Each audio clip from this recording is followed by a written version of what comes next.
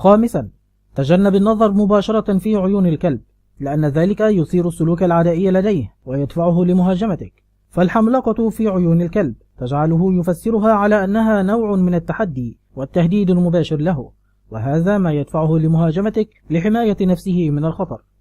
رابعا، شتت انتباه الكلب بشيء آخر.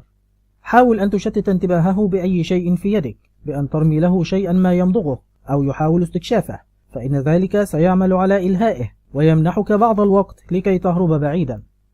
ثالثا، أعطه أمرا بالرجوع إلى الوراء.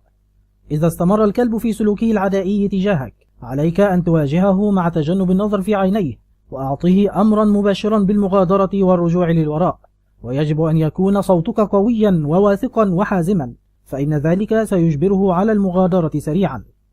ثانيا، أبطئ من خطواتك. إياك أن تجري إذا هاجمك كلب، ولكن عليك أن تبطئ من خطواتك، وحاول أن تنتقل إلى الجانب الآخر من الطريق بعيدا عن الجانب الذي يوجد فيه الكلب، وحاول أن تراقبه بطرف عينيك، كما أنك إذا وقفت مكانك واضعا يديك بجانبك فإن الكلب سيفقد الاهتمام بك ويمشي بعيدا.